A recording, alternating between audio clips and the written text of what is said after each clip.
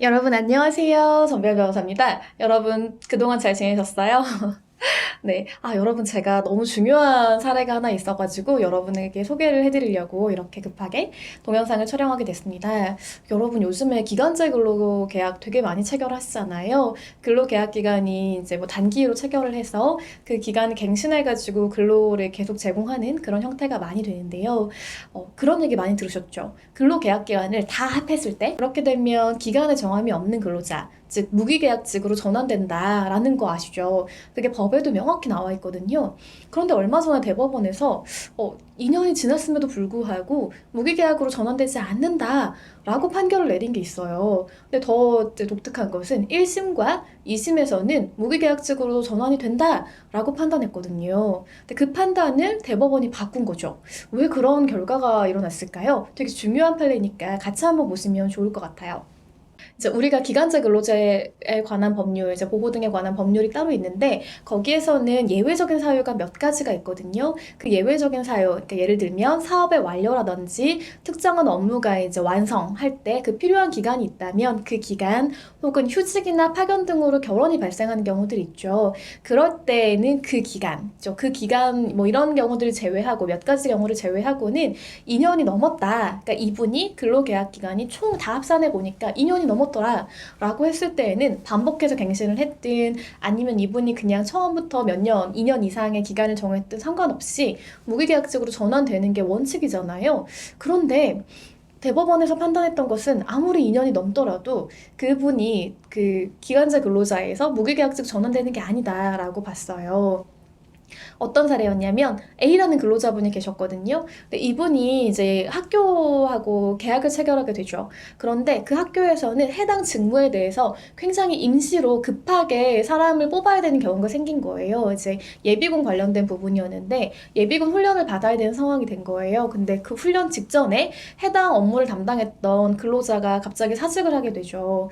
그래서 너무 다급하게 된 거예요. 그래서 임시로 이제 채용을 하면서 대신에 그런 조건들을 우리가 세우게 되거든요. 이 직위가 임시이고 혹 이 관련된 업무에 정규직 근로자가 채용이 될 때에는 근로관계가 종료된다. 라고 이제 명시를 하고 계약서에 근로계약을 체결하게 됩니다. 그리고 해당 기간 동안 근로자가 일을 하면서 학교는 따로 공개 채용을 준비를 하게 돼요. 그러면서 계약 기간을 1년으로 하는 해당 직무에 대한 공개 채용을 이제 진행을 하면서 이 A라는 근로자분도 그 공개 채용에 이제 응시를 해서 정당한 경쟁을 거치는 거죠. 그래서 합격을 하게 됩니다. 이분이 다시 2차 계약이에요. 두 번째 계약을 체결을 하는데 이때에는 해당 직무에 관해서 1년간 계약을 체결하게 되죠. 이분이 열심히 1년간 일을 하셨어요. 근데 당연히 잘 하셨을 것 같아요. 그래서 학교가 다시 한번 계약을 체결해요.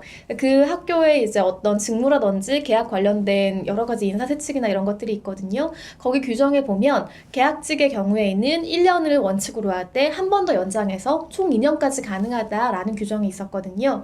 그래서 학교가 다시 한번 A라는 근로자분하고 계약을 체결합니다. 이게 3차 계약이에요. 그래서 첫 번째는 임시로 체결했던 그 한 달의 계약이었고요.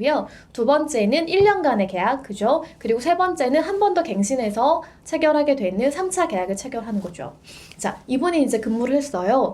근데 1년이 지났어요. 그러니까 총 이제 근로기간이 2년 1개월이 된 거죠. 그런데 학교에서 더 이상 당신과 계약을 연장할 수 없다. 그러니까 부득이 이제 나가달라라고 통보를 한 거예요. 그리고 나서 학교는 해당 직무에 대해서 다시 한번 공개 채용 절차를 진행을 하게 되죠.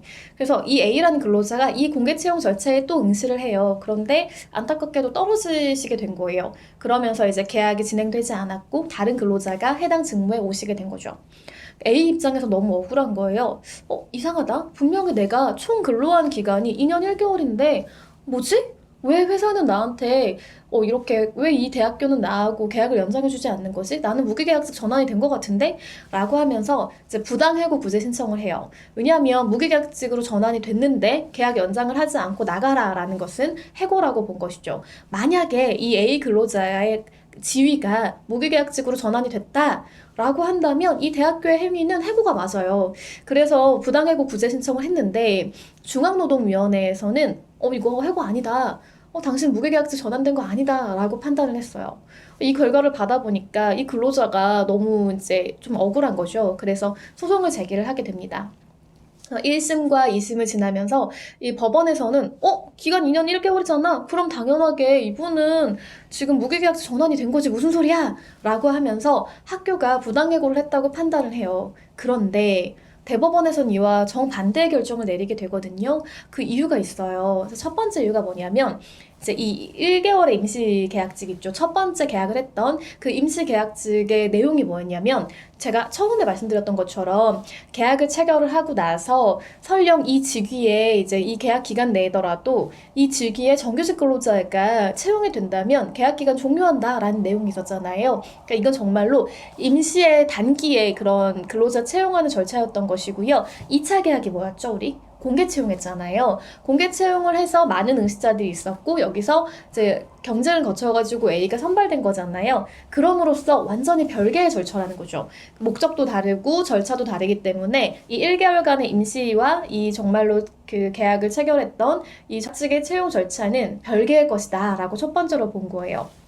두 번째 이유는 뭐였냐면 이 인사세칙이 있다고 했잖아요. 그 인사세칙에는 이 무기계약직으로 전환할 때 그러니까 기간제 근로자가 너무 훌륭하게 일을 잘하시고 뭔가 이 근로자와 계속 같이 가고 싶어서 무기계약직으로 전환할 수 있잖아요. 충분히. 그럴 때에는 전환 절차를 거쳐야 되는 거죠. 그런데 학교는 그럴 의지가 없었다는 거예요. 그러니까 전환 절차를 거치지 않았다라는 것도 중대한 이유였죠. 세 번째 이유는 뭘까요? 이것도 중요하거든요.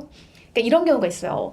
우리가 신규 채용을 이제 정말 하고자 하는 경우가 아니라 이 근로자가 그냥 두면 기간제 근로계약이 무기계약직으로 전환될 것 같은 그런 불안함이 회사에 있는 거예요. 근데 회사는 딱히 전환하고 싶지 않은 경우들이 있거든요. 그럴 때에는 굉장히 형식적으로 이 전환을 회피하기 위해서 뭔가 신규 채용처럼 절차를 진행하는 거죠. 그러니까 이 절차의 핵심이 진심으로 정말 회사가 신규 채용을 원하는 것이었는가 아니면 이 해당 그 기간제 근로자의 지위 전환되는 걸 방지하기 위해서 단지 회피하기 위한 목적에서만 이루어지는 것인가에 따라서 결과가 굉장히 달라져요. 그런데 이 대법원이 실질적으로 절차를 봤더니 이 기간제 근로자를 전환하고자 하는 것, 이걸 회피하고자 하는 것이 아니라 정말로 대학교에서는 신규 채용을 하고자 하는 목적이 있었다는 거예요. 그래서 이 세 가지를 보고 나서 A는 안타깝지만 어쨌든 그 무기계약직 전환된 건 아니다라고 판단을 한 거죠.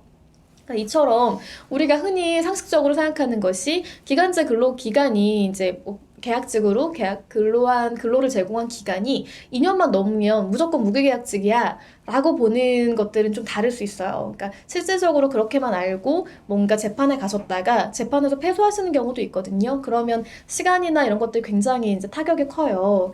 그래서 여러분이 만약에 내가 무기계약직으로 전환됐느냐 혹은 회사에서 이 근로자가 무기계약직으로 전환이 된 것인가 라는 것들을 판단하려면 크게 세 가지를 봐야 돼요. 첫 번째는 이 근로계약의 그 형식이나 내용인 거죠. 딱 보니까 근로계약이 정말로 같은 절차인가, 예를 들어 아까처럼 임시직이었다가 기간제 공개 채용을 한 것인가, 이런 단절된 부분이 있는가를 먼저 보셔야 돼요. 두 번째는 뭐냐면 아까 그 근로계약에 관해서 이제 무기계약직 전환하는 절차가 있다고 했잖아요. 그러니까 취업규칙에 그 절차가 있는지 그리고 회사가 그 절차를 거쳤는지 여부도 굉장히 중요하게 판단을 하고 있어요. 그럼 세 번째는 뭘까요? 세 번째는 신규 채용을 한다고 하더라도 이 신규 채용 절차가 진정으로 신규 채용을 원하는 것이었는지 아니면 단순하게 무기계약직으로 전환하는 것을 회피하고자 하는 목적이었는지 그것에 따라 결과가 완전히 달라질 수 있거든요. 그러니까 이런 부분들이 있잖아요. 그래서 여러분들이 이제 내가 무기계약직으로 전환이 됐는지 혹은 어떤 근로자가 무기계약직으로 전환됐는지 여부를 판단하기 위해서는 이 세 가지를 반드시 기억을 하시고요. 종합적으로 판단을 하신 다음에 이분이 무기계약직 전환이 되었겠구나. 아니구나. 내가 무기계약직으로 전환이 됐네? 아니네를 판단하시면서 어떤 요청을 하시고 회사와의 근로관계를 잘 유지하시는 그런 부분들이 또 있었으면 좋겠습니다. 네. 굉장히 신기한 판례였죠. 그리고 무기계약직하고 관련된 여러 가지 이슈들이 또 있거든요. 그것들은 제가 다음번에 또 다른 컨텐츠로 정리를 해서 여러분을 다시 한번 찾아뵙도록 하겠습니다. 여러분 오늘도 좋은 하루 보내세요. 감사합니다.